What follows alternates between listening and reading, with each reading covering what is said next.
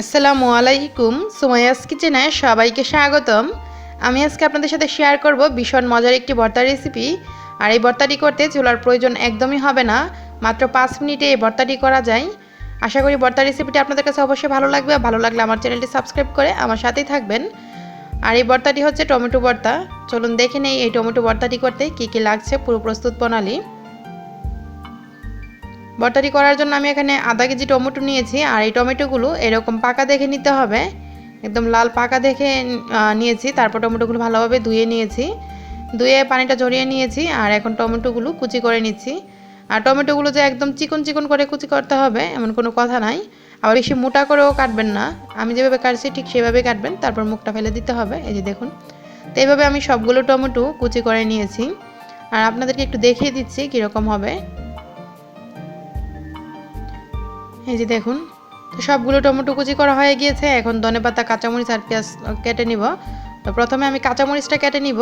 আর যাদের হাতে জ্বালাপোড়া করে তারা একটু সরষের তেল হাতে মাখিয়ে তারপর কাঁচামরিচ কাটবেন, তাহলে আর জ্বালাপোড়া করবে না। তো এইভাবে আমি কাঁচামরিচগুলো কুচি করে নিয়েছি।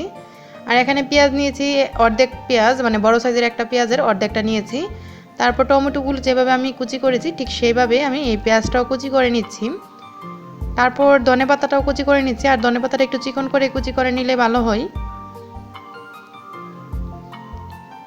তো এই যে দেখুন, ধনেপাতা কুচি করা হয়ে গিয়েছে। এখন একটা বাটিতে আমি এই পেঁয়াজ, ধনেপাতা, কাঁচামরিচ সব কিছু একসাথে নিয়ে নিয়েছি। আর দিয়ে দিচ্ছি এখানে পরিমাণ মতো লবণ।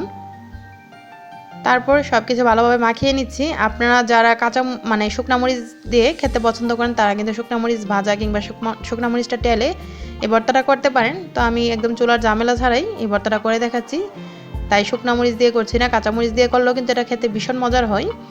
তো এই যে দেখুন, ধনেপাতা, কাঁচামরিচ, পেঁয়াজ সব কিছু মাখানোর পর টমেটোগুলো দিয়ে আমি ভালোভাবে মাখিয়ে নিচ্ছি। তো একদম বেশি জোরে জোরে মাখাবেন না, যাতে টমেটোগুলো না গলে যায়, আস্তই থাকে, এইভাবে মাখিয়ে নিতে হবে। এই যে দেখুন, ভর্তাটা কিন্তু হয়ে গিয়েছে। তো আমি আলাদা একটা বাড়িতে তুলে নিয়েছি। আর নিশ্চয়ই ভর্তাটা দেখেই বুঝতে পারছেন কতটা দেখতে যতটা লোভনীয় লাগছে, খেতেও কিন্তু ততটাই মজার। গরম ভাতের সাথে মাত্র একটা ডিম ভাজি আর এই ভর্তাটা দিয়েই কিন্তু 1 প্লেট ভাত খাওয়া যায়।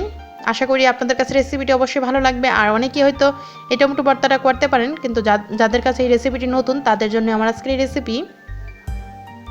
আশা করি রেসিপিটি ভালো লেগেছে। ভালো লাগলে একটা লাইক দিবেন, কোনো প্রশ্ন থাকলে কমেন্ট করবেন। আর রেসিপিটি আপনারা আপনাদের পরিবার ও বন্ধুদের সাথে শেয়ার করবেন। আমার আজকের এই রেসিপিটি দেখার জন্য আপনাদের সবাইকে অসংখ্য ধন্যবাদ। সবাই ভালো থাকবেন। আল্লাহ হাফেজ।